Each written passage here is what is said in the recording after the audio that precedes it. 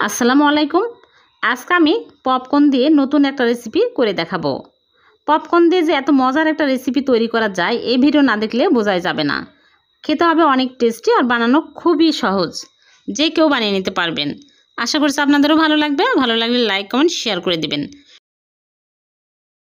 প্রথমে এখানে আমি পপকর্ন নিয়েছি, আর পপকর্নের ভিতরে যে কালো অংশগুলো রয়ে গেছে এগুলো আমি তুলে ফেলে দিচ্ছি। এগুলো থাকলে কোনো সমস্যা নেই, কিন্তু এগুলো থাকলে দেখতে খারাপ লাগবে, এজন্য আমি তুলে ফেলে দিচ্ছি।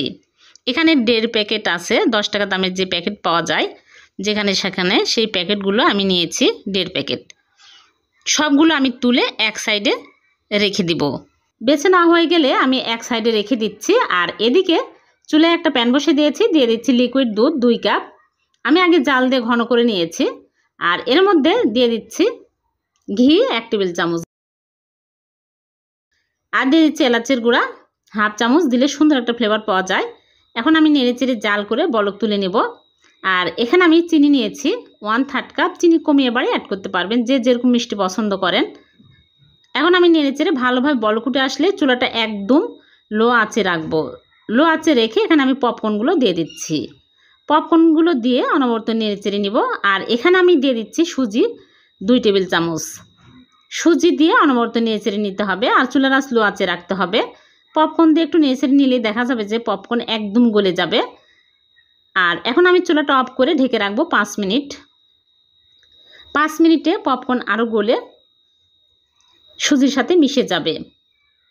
এখন আমি 5 মিনিট পর ঢাকনা খুলে নেড়েচেড়ে ম্যাশ করে নেব। ভালো করে ম্যাশ করে নিলে দেখা যাবে যে পপকর্ন একদম মিশে গেছে। আর যখন দেখবেন যে প্যানের গা ছেড়ে আসছে আর শক্ত হয়ে আসছে, তখনই হয়ে যাবে। এখন আমি একটা কেকের মোল্ড নিয়েছি আর ফয়েল পেপার বিছে ঘি ব্রাশ করে নিয়েছি। এখন এর মধ্যে তুলে আমি সমান করে এরকম করে সমান করে নিচ্ছি। আর উপর দিয়ে আপনারা চাইলে বাদাম কুচিও দিতে পারেন। ভালো করে সমান করে নিয়ে তারপরে আমি নর্মাল ফ্রিজে রেখে দিব ঠান্ডা হওয়া পর্যন্ত। ঠান্ডা হলে বের করে আপনাদেরকে কেটে দেখাবো। ঠান্ডা হয়ে গেছে, আমি বের করে নিয়ে আসলাম। এখন আমি ফয়েল পেপার খুলে কেটে আপনাদেরকে দেখাচ্ছি। আপনারা যে কোনো রকমেরই করে কেটে নিতে পারেন। আমি এইরকম করে পিস করে কেটে নিচ্ছি। খুবই টেস্টি, আপনারা একবার হলো বানিয়ে খেয়ে দেখবেন। খুবই কম উপকরণ দিয়ে কম সময়ে ঝটপট মজার একটা সন্দেশ বানিয়ে নেওয়া যায়। দেখুন কতটা সফট আর মজার হয়েছে, খুব লোভনীয় হয়েছে। মিষ্টি খেতে মন চাইলে ঝটপট এই মিষ্টি বানিয়ে খেতে পারবেন। আমি উপর দিয়ে বাদাম কুচি দিয়ে সাজিয়ে নিয়েছি।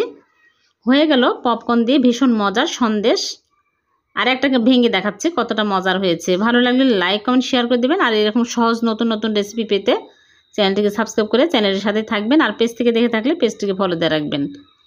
আবার দেখা হবে নতুন কোনো রেসিপিতে। সে পর্যন্ত ভালো থাকবেন। আল্লাহ হাফেজ।